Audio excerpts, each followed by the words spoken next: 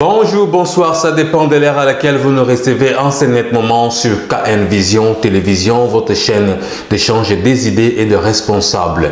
Bande koto pesi bino mbote ebele penka merci na bino nyoso tout batu bozali kolanda biso partout dans le monde entier to pesi bino mbote ebele. Le tozali dimanche le 16 août 2020 toye tokutana lisusu biso na bino to solola na magazine na bino to solola bandeko plateforme o ezali ke yo pesi ide nga la pesi ide pour que mboka na biso eyeba ko avancer bandeko s'il vous plaît na zoyebisa bino tant que ba vrai congolais ceux qui retiennent la biso audio s'il vous plaît tant que responsable ba obi baza kolanda yo to se respecter linga oza la place moko eza calme au diminuer radio au diminuer télévision au lobby audio na yo ezala clair pour que bato nyonso tout bayeba oyo nini ndeko azali koloba pona respect ya biso nyonso surtout au lieu que oza n'importe où makelele wana moyen to lekisa ba audio mususu ezate pour qualité sonore ezali vraiment malamu te pour biso na poste ya qualité. Alors dès le bail quel est l'autre zali le 16 dimanche na lingito partager na bino dans 2 semaines tout comment fin du mois mikoleza okende malembe toyebite oyekolela biso olamuki malamu kumisa nzambe olamuki mabe kumisa nzambe nzambe ndi azali ko protéger pe ko batela biso. Alors ce tobito zonga na émission autoté ko sala dernièrement na oyo ndenge ministre ya jeunesse le bail ke batu ba jeune avant ya ko côté université il faut que des formations militaires pendant 6 mois et ça na batum susu ba s'opposer contre ba idée wana et ça na batum susu bazala ki pour ba idée ya ministre ya jeunesse.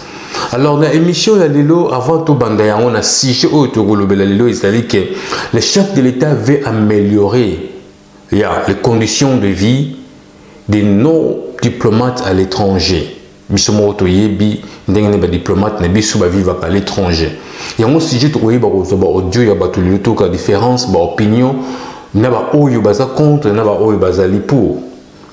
Na ba idée ni biso za ngo pour ça pour que ba diplomate na biso bazala malamu. Alors avant tout côté na sujet o alelo o ya ba diplomate na linga kito zonga mo moki pour bande musu batinde mo ba audio na ba on arrêta mais tellement ezala rappel ba si ba idée bien to linga to l'exango pour que baza ba vraiment ba oyo baza ba fidèle na KN Vision Télévision. Na linga kito kana audio ya ndeko na biso mo kwa en Allemagne et puis tokoyoka réponse nini ndeko na biso États-Unis a oti ko répondre ndeko na biso ya Beni nde tokoyeba ko voloe bongo toki na Allemagne toyoka na ndeko na biso Mbingazo ya komoni ya la Mbingazo en Allemagne toyoka ina no ndenge alobaki na idée oye Alexis mo minute mo ki masanga ki pardon na korodakon donc ndeko Keli na yokaki mayolobaki na audio pour na ministre wana lobi bana soki basilisi baccalauréat ya mbobaka na kotanga na école supérieure to université bakende mosala soda sanza motoba olobaki to loba pona aspect positif na aspect na koloba négatif te aspect je dirais insatisfaisant. Voilà. Il y a les bossons, il y a aspect positif. Basoda de babate la kamboka, bakenge la kamboka. Voilà. Pour na banguna bakota te, bao bazana zinga, bao bazana baza pembe na biso. Congo na biso eza na batu na mboka libwa. Yeah. O ezali pembe na biso mboka libwa. Pembe na biso Centrafrique, Rwanda, Burundi, Tanzanie, République centrafricaine, Soudan du Sud, Zambie, Angola, voilà.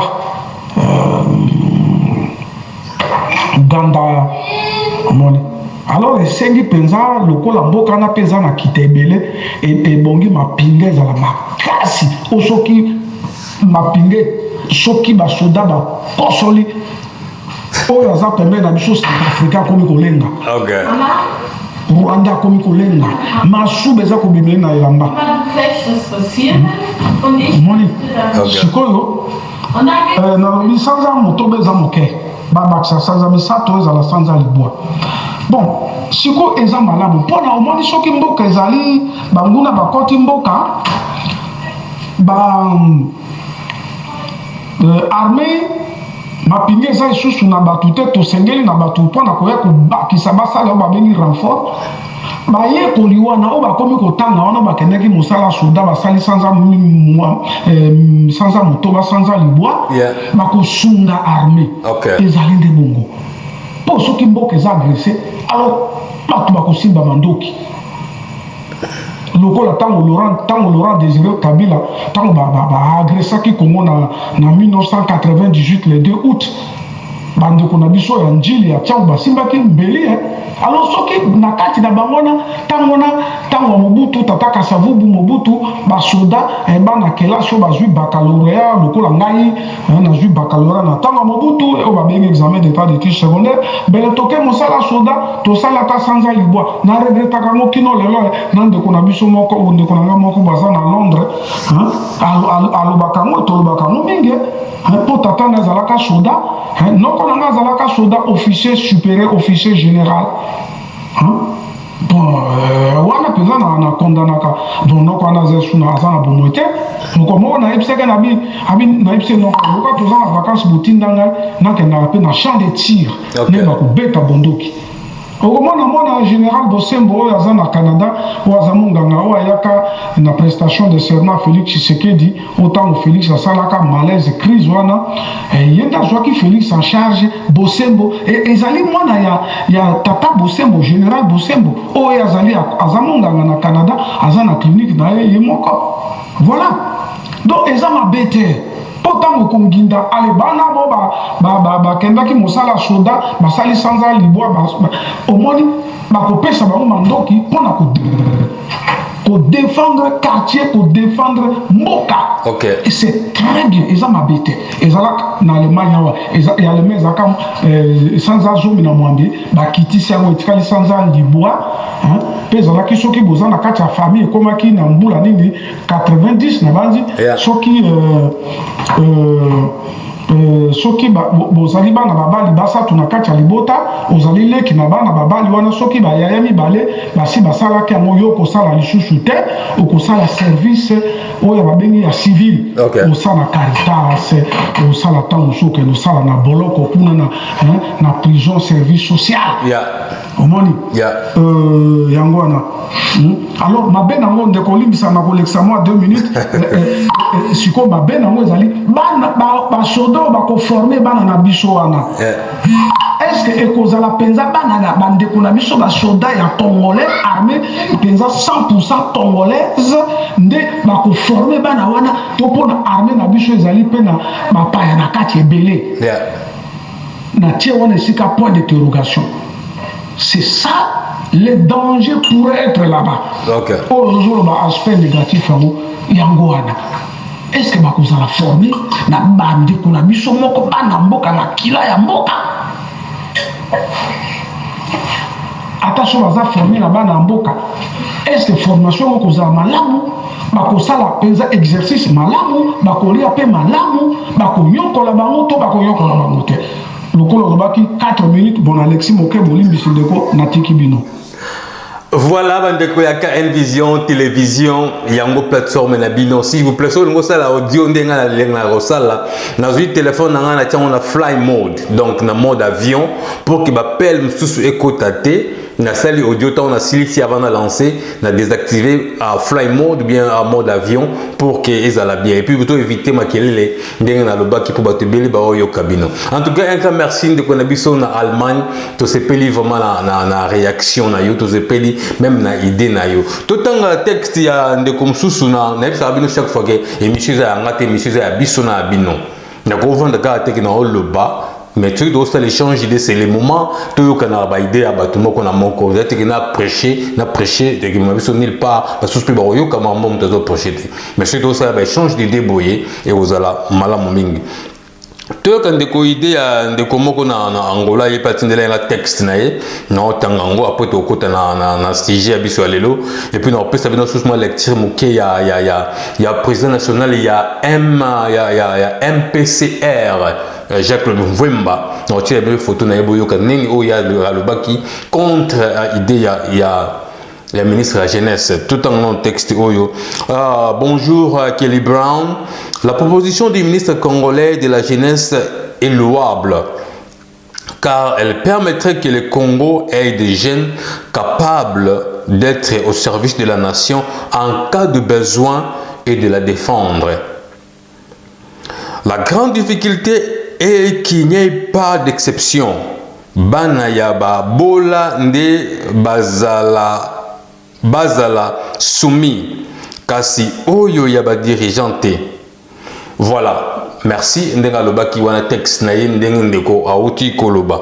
Alors parmi ndenge ndeko basala ki bo batindaki audio na ba texte auto sala ki émission te koleka na ba oyo toju ko tangela bino lelo avant to kota na sujet à lelo toyo kana tangela bino ndenge ndeko na biso président national il y a MPCR Jacques-Claude Mvemba ndenge ya lobby pour ya contre azali contre idée wana il y a lobby que natangango bolimbisa muki nazo lukango na teb ndenge Jean-Claude Mvemba ote koloba il y a lobby que idée wana natangango azali Elia Kasangulu il réagit à lobby que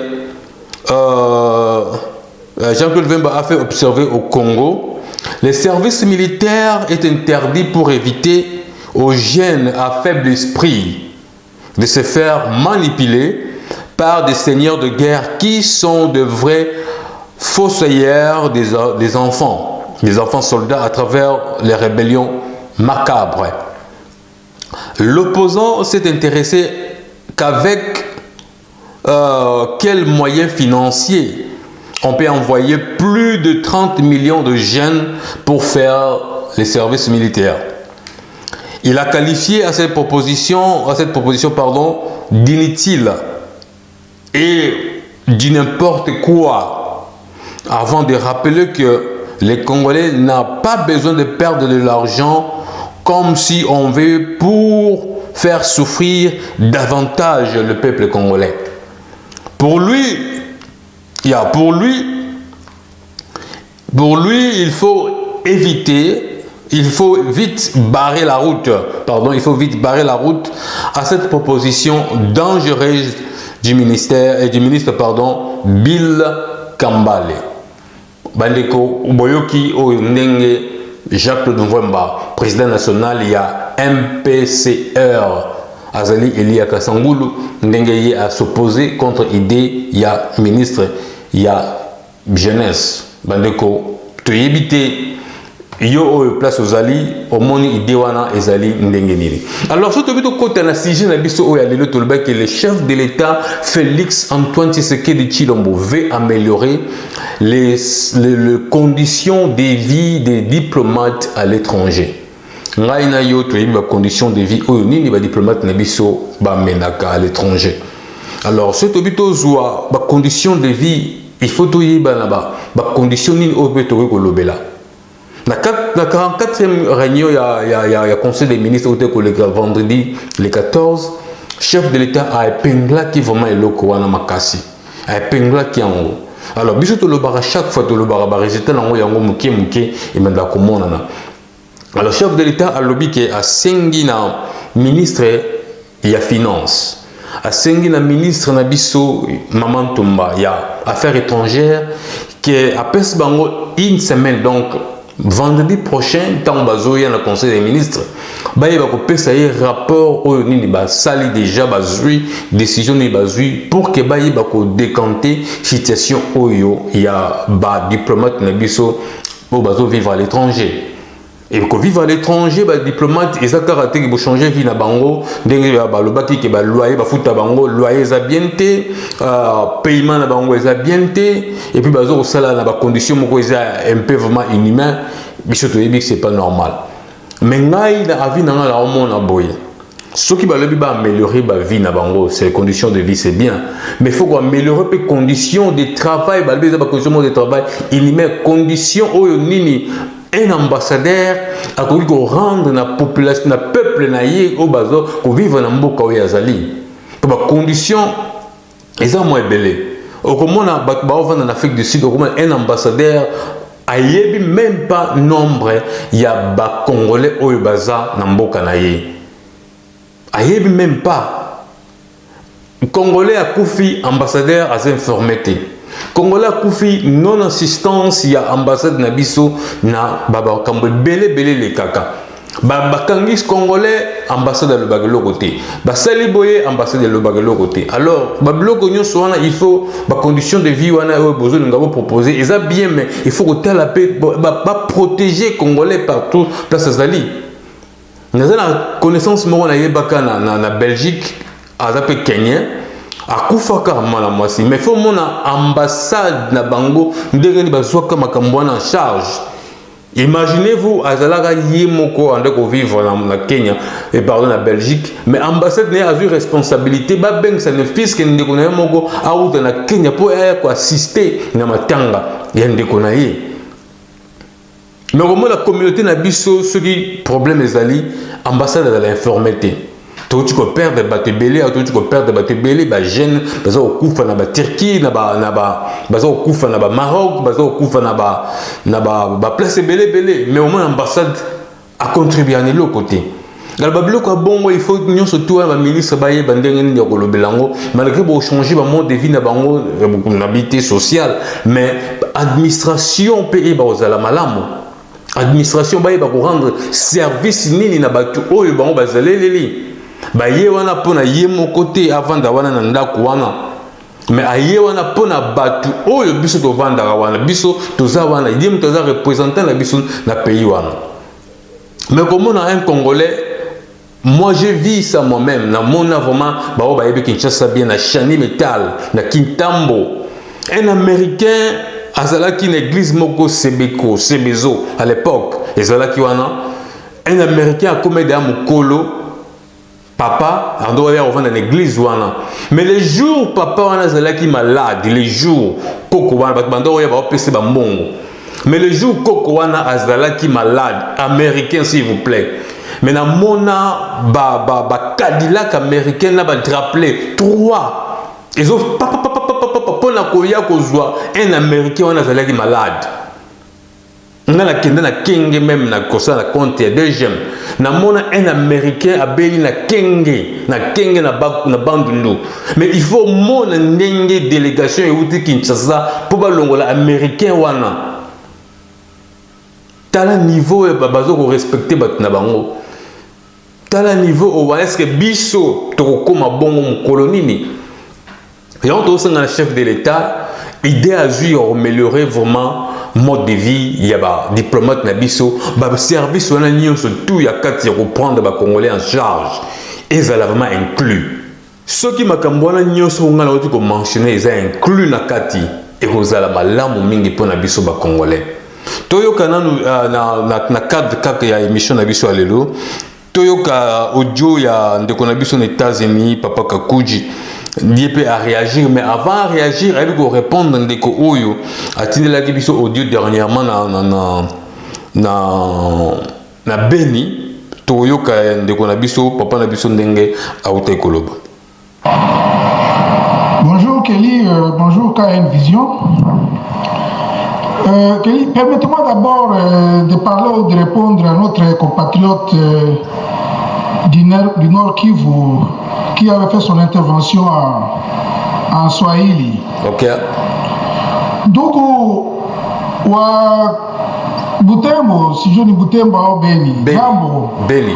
Unajua juu ya nini kule Beni, Ituri na Butembo, Kanyabayonga, ile parti yote bale bantu beko wanamichezea.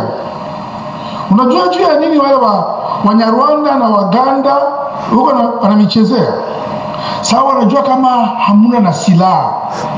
Sawa, wanajua kama mko mikono mitupu. Ndio wana beko wanamichezea. Lakini kama wale wenyewe wanabatumaka bale bazungu au wale Baganda au wale Banyarwanda au wa Kongole wenyewe kule Kinshasa wenyewe wanafanya vile, bakijua kama bale watu yao kila siku kama wanakuwa na kule mnawaua, habari yao kubachezea tena. Korea du Nord karibu kila mtu eko soda na kila mtu anapigania yake ile nchi. Kule Vietnam John Amerika alishindwa juu kila mtu alikuwa anapigana, au bote walipigana vita na kuwafukuza wa Amerika kule. Na kwa Amerika kila mtu yuko na bunduki huku. Kama unaona security yako iko en jeu, unakwenda kununua bunduki, baonyesha bunduki ku magazin. Alors siku yenyewe kule Beni, Butembo, Ituri, Bunia, sijui sehemu yote kule Kanyabayonga, Ruchuru, fasi yote, Masisi, siku kila mtu atakuwa na bunduki kunyumba. Bale Banyarwanda batoke kubaua tena. Ndio vile. Hapana kuogopa. Ok, asante sana. Bon, je voudrais intervenir pour ce qui concerne l'amélioration de nos diplomates. Ok. Mais les diplomates ont toujours eu de bons salaires. Mais le problème se pose au niveau du paiement de ces salaires. Okay. Et les allocations des logements. C'est-à-dire que leurs salaires n'arrivent pas souvent. Et leurs logements ne sont pas souvent payés. Alors parfois ils se trouvent expulsés, d'où l'humiliation. Bon, alors le seul problème qu'il y a, c'est que nous avons beaucoup d'ambassades, parce que nous voulons imiter les autres. Nous voulons imiter les pays qui sont bien assis. Alors, nous devons diminuer le nombre d'ambassades, diminuer le nombre de diplomates aussi. Parce que par exemple en Europe, on n'a pas besoin d'ambassade en Espagne ou ailleurs. Par exemple en Europe, nous avons seulement une ambassade en Belgique. Et puis en Angleterre, comme l'Angleterre n'est plus dans l'Union européenne. Et puis à Moscou, et puis une ambassade au Japon, ça suffit. Ça suffit. Pour les visas, les demandeurs peuvent l'obtenir à l'aéroport après avoir fait une demande électronique, online, au ministère des Affaires étrangères. Vous voyez? Alors, et puis, bon, s'il faut améliorer la vie des choses, les conditions de vie des diplomates, mais pourquoi est-ce que le président doit en parler? Pourquoi doit en parler? Ils doivent l'exécuter. Chez nous, on fait des discours toujours. Et puis, bon, parfois, il fait des promesses très creuses. Dernièrement, il avait fait une promesse aux militaires de payer $400 par mois et il ne l'a jamais réalisé. Vous voyez un peu? Bon, c'est un peu ça. Voilà, bandeko ya KN Vision, yo ki audio, oyo ya papa na biso aux États-Unis. Totinda ba audio sur plateforme na bino yango yo. Émission na bino yango eza ngati eza biso na bino. Tout ça l'échange d'idées. Ngala doit appuyer vraiment chef de l'État à 200% parce que ce qui m'a cambo améliorer conditions de vie, il y a diplomates à l'étranger, voire même le Portugal, au moment que il est l'autre le Barakeno, azala conseiller ambassade na biso na Portugal, papa na biso le Congo, il est là à Koufa depuis mars. Nous sommes en frigo. Bakoka kokunda ete tilelo parce que ba condition de vie za réunité mbongo ezate ya kolongola kwa wana. Donc babiloko wana nyonso tout ceux qui ba condition de vie ils ont vraiment réuni makasi et vous la facile pour que makambo ya babiloko boyi ibanda ko sila. Alors ngana osenga na ambassadeur organiser comment ba café moi ba matinée café na batu moi groupe ya batu pour y ba information il y a peuple na yo place zali moi ba dîner organiser moi dîner moi soirée moko boye 20 à 10 personnes au baza moi ba représentant il y a ba congolais pour ba information ndenge ba congolais baza ko vivre na libanda. Mais si vous vendez dans le kaka boye, aux autres élans, kaka rapport, il y a un passeport, c'est pas ça. Mais si vous avez organisé un café, au côté de moi, bateau, au yébikino, la kindara boye, aux avez un rapport à bateau. Mais à biso, au moins ambassade, au benga numéro de téléphone boye, ambassade, bayambara na bango pété, bayambara té, numéro na yamogeto salaté, fax et salaraté, email, il doit répondre à zaté. Donc, c'est un peu compliqué. Au cas où il y a emergency, il y a problème, il y a urgence, au contacter nani. A numéro ambassade presque bateau belé bien moté. Or, tant que ça la dîner, on a coûté dans un bateau. C'est facile. Nous tenons surtout des accès au côté de l'internet pour qu'il y ait le numéro ambassade na bango. Au cas où nous sommes avant dans le pays, vous voyez, ambassade na bango, ils ont raté. C'est pas bien. C'est pas bien. Encore le problème dans la kimi même l'ambassade na bango, mais ambassade na biso tellement pour ça la réunion beaucoup de nana batouté, il y a problème. Il y a un problème. On sait que chef de l'État, s'il vous plaît, non, maman ministre, boye ba gota la ba angle wana mususu pour que les Congolais azala bien protégé place azali pour ambassadeur bakuma au moins supposons que na Kenya ou bien na Uganda donc ba étudier ba problème et ça ambassadeur à ça là l'autre côté donc c'est un peu compliqué. Bon, je vais améliorer la condition de vie, mais condition, il y a bateau, il y a pessimino musala wana, ce que les appels malamoté et que zala mabe mingi. Wana zala contribution nanga, to yo kanan de konabiso na Kenya, ndenge alobaki, to yo kanan audio no. KN Vision TV, vraiment merci pour la question. Question mova malamu. Pour l'angai, Ningue, chef de l'État, Linga améliorer la situation à la diplomatie, à la diplomatie, dans le niveau de Libanda, et Zamara en Mingi. Vraiment, tu es bien sûr que nous avons la diplomatie. Depuis l'époque de Kabila fils, tu le diplomatie à Malam, ils ont raté. Tout diplomatie, ils ont niveau moko, nassé. Sur le Congolais, partout ici, Kazali, considération est à moins. Considération à Congolais, par-ci, par-là, ils ont été. Dernièrement, la Hollande, Makambo, il y a qui na Inde, na Chine, les Congolais sont maltraités. Et si Kazali, pourquoi? Parce que la diplomatie est malade, ils ont été. Bon, on a fait ça là, nous. Quand il y a des choses à Kenya. Vraiment, les lots de diplomatie en Boka Nabiso, les lots, même à niveau de Kenya, à Valère et Malonga, ils n'étaient pas congolais. Tout le monde a des conditions de vivre à. D'ailleurs, même la diaspora, tout ça, à. Tout le monde a sous coup de baïba, il y a banité. Nani ambassadeur Nabiso, il y a à. Non, tu as les canisi à réunir les Congolais. Non, tu as les canisi à nater. Qui a non combien de Congolais qui vivent en Kenya à éviter. Mais là, même Rwanda, il y a Congo qui sont des Congolais. Mais en réalité, ici, ce n'est pas Congolais, mais ils disent qu'ils sont des Congolais. Même les tribus de Bengi, Banamonienge. Ils ne sont pas des Congolais. Mais tout ça pourquoi? C'est parce que la diplomatie est à Malamonté. C'est un Congolais.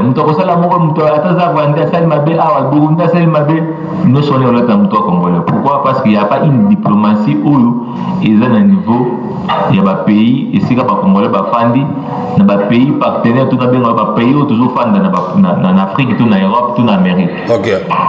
Vraiment, ils ont le canisme à Malam, on a la chef de l'État à améliorer la condition et en plus, à pouvoir considérer la diaspora. Les diasporas ne sont plus considérés dans notre pays. Pas considérer la diaspora. Il ne faut pas que le Congo, c'est seulement les gens qui vivent au Congo. Non. Les Congos, même les Congolais qui vivent à l'étranger, ils ont aussi droit. Ils ont aussi droit. Les Congolais qui jouent de qui m'a un passeport.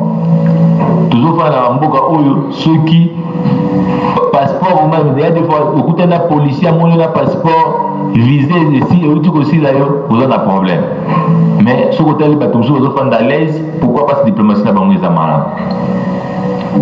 Troisième des choses, les lois de comment voyager, pas pays le la Kenya, pays le la Tanzanie, pays le la Rwanda, bazoka visa, à cause de travailler dans la frontière ni sur aucun visa, mais ceux comme Congolais pour visa ça passe. Biso toujours la visa, et ça comment passe? Ba pays wana ko tu sur visa, pour ya Kenya, vous en avez la visa mais biso pour côté Kenya faut en avoir visa. Pourquoi la diplomatie est bien dit.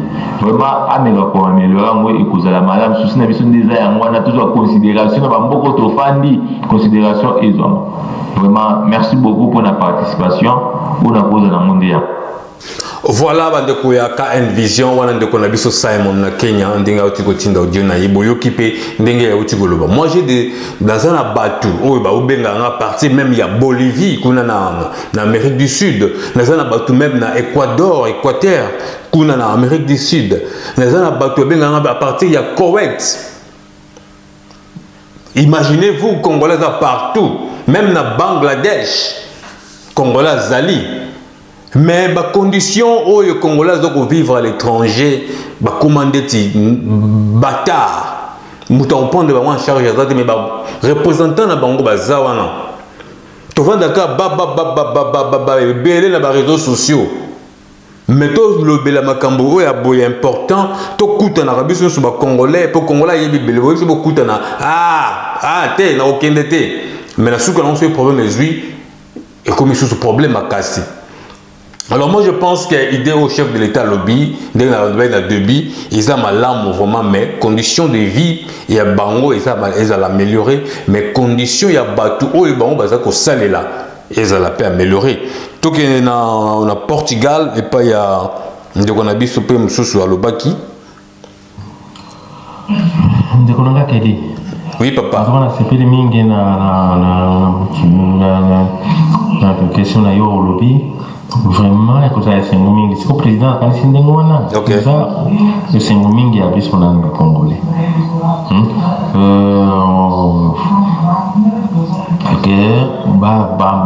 Le diplomate base un salaire chaque mois. Base un salaire.